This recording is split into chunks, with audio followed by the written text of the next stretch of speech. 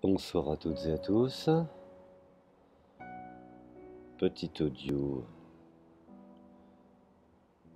donc chronique numéro 61. Petite chronique assez rapide, mais simplement pour effectuer un recadrage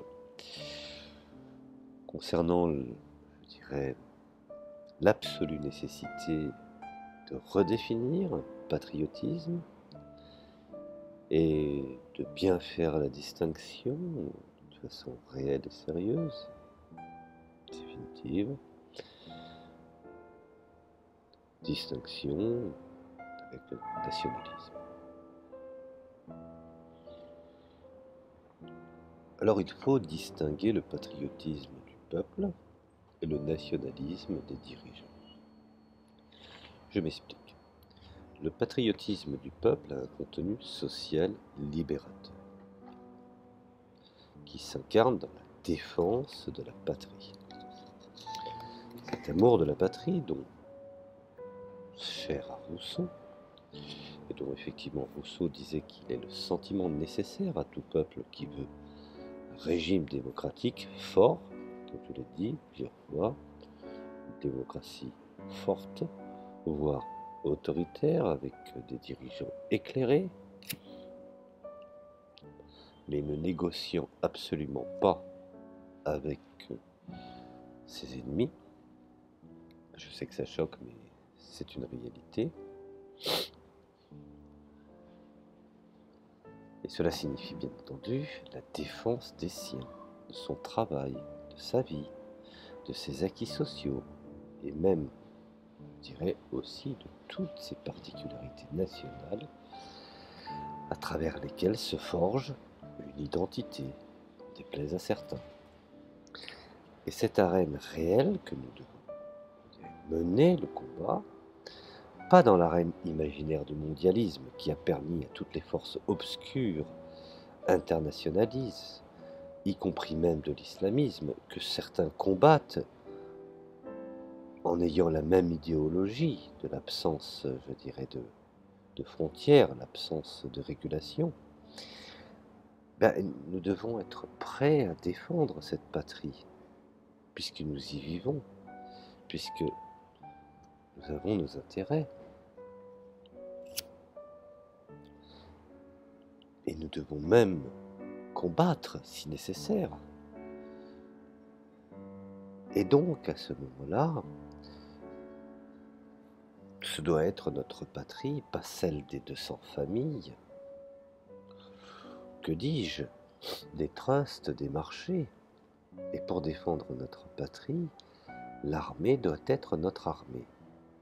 Et nous devons avoir notre propre politique militaire.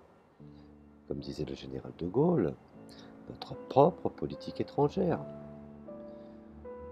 Évidemment, aujourd'hui, ni la patrie ni la démocratie ne semblent menacées par une invasion militaire étrangère. L'invasion est plus pernicieuse. C'est une hydre à plusieurs têtes. Et je dirais, elles le sont par la soumission des classes dirigeantes, gauche et droite comprises, à une certaine forme d'impérialisme de marché dont le cadre de la liberté, égalité, supermarché se trouve dans tous les rayons, à la fois l'échantillonnage de la marchandise et de son imposture, mais également des idéologies telles que par exemple l'islamisme, le sectarisme et une multitude d'idéologies qui malheureusement font partie, sont indexées dans les différents rayonnages du marché global. Alors, la situation pourrait en outre changer du tout au tout si un gouvernement vraiment patriote social entreprenait de rompre avec tous ces outils qui ont permis à tous ces éléments de se mettre en place. L'islamisme fait partie également d'un échantillon du marché Car si effectivement il y avait vraiment une politique patriotique, comment les frères musulmans auraient pu s'installer en France? Et bien entendu, cela va de pair avec de sortir de l'OTAN, d'exproprier les trusts multinationaux, et un tel gouvernement aurait besoin de tous les moyens, y compris militaires, pour assurer son indépendance nationale. Alors il faudrait discuter sérieusement dans un cadre, ou je dirais dans ce cadre, de notre attitude spécifique à l'égard d'une multitude d'éléments, comme par exemple à l'égard de l'arme nucléaire, ce que j'appellerais la tartufferie des traités de non-prolifération qui doit être dénoncée. On réserve aux titulaires officiels de cette arme, par ailleurs, membre du Conseil de sécurité et de la caverne des brigands, qui est à mon sens l'ONU, le monopole d'une arme qui n'a même plus l'excuse de l'équilibre de la terreur, et qui est ouvertement destinée au maintien de l'ordre et de la dissuasion à l'égard d'une bonne partie de la population mondiale.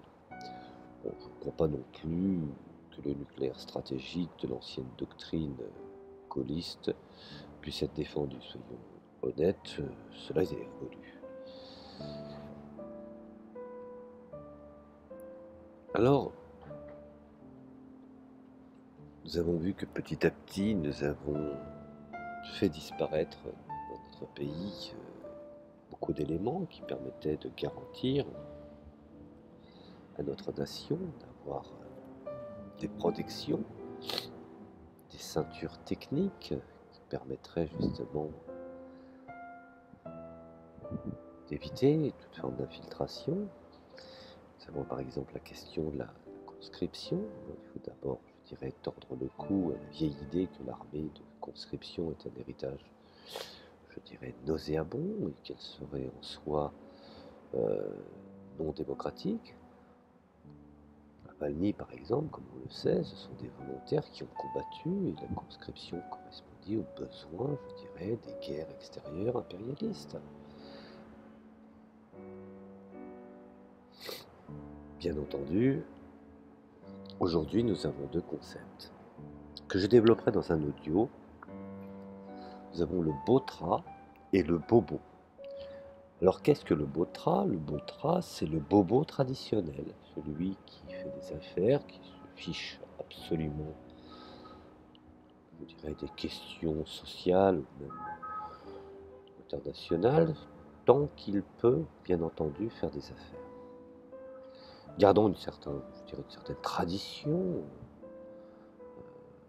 économique, à contrario de son alter ego, qui est le bobo, qui lui, par contre, une dimension humaniste, mais seulement dans les beaux quartiers, ne connaissant absolument rien des réalités du petit peuple. Et c'est une question pourquoi, pour revenir à la conscription, la gauche au pouvoir n'a-t-elle pas réduit le service militaire au temps des classes de 1 à 2 mois, complété par des périodes de 4 à 5 jours, tous les ans, qui n'ont aucun besoin d'être effectués dans les casernes à 500, je dirais, ou à 100 000 km de chez soi. Pourquoi pas une organisation systématique de la défense civile et d'une formation de toute la population aux techniques de résistance passive? Ce serait peut-être le moyen d'assurer la défense du pays de manière efficace et de rendre difficile toute invasion classique, et de prendre conscience effectivement que cette nation est l'élément qui nous permet notre réussite, notre existence, et le baromètre de notre, je dirais, tranquillité et notre épanouissement. Alors bien entendu, pour les capitalistes, étant sans frontières, ce serait évidemment inacceptable, car le spectre du peuple en armes qui se dresserait serait réécole de civisme politique. Alors je ne suis pas idiot, entre les trotskistes, les bas autonomes, les altermondialistes, les botras et les bobos, qui font le jeu de ceux qui luttent contre, je dirais, le patriotisme économique et le patriotisme nationales font le sale boulot pour garantir effectivement que les frontières restent ouvertes et au nom de la culpabilisation du partage des terres avec les peuples du monde, on y place effectivement l'ouverture du déplacement des capitaux afin de mieux museler la foule et les populations. Alors il faudrait évidemment maintenir une armée de métiers, mais là encore de profondes réformes de structure permettraient de démocratiser, incluant, je dirais, au moins autant de paix l'existence de tous les droits démocratiques dont bénéficient les fonctionnaires, y compris les droits syndicaux, car le militaire de métier doit aussi gagner sa vie, s'occuper de sa famille, et la mise en place de commissaires élus à tous les niveaux pour contrôler cette institution spéciale qui détient le monopole des armes. Il faudrait également des procédures de contrôle démocratique des écoles militaires. Et cela serait un bon moyen de réconcilier l'armée, la nation, tous les services régaliens, mais il suppose la rupture avec les classes dirigeantes et leurs conseillers d'experts, afin de se réapproprier ce qui nous appartient. Voilà, c'était une petite réflexion rapide sur le patriotisme social, et je pense que c'est un élément à creuser. Et encore une fois, je considère que c'est le capitalisme, l'ultra-capitalisme sans frontières qui a permis aujourd'hui cette situation endémique, effectivement, de tout ce qui nous arrive.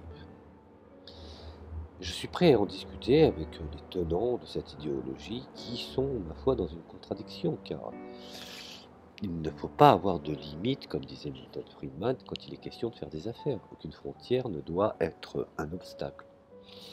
Voilà, je vous remercie de m'avoir écouté, à méditer, à réfléchir.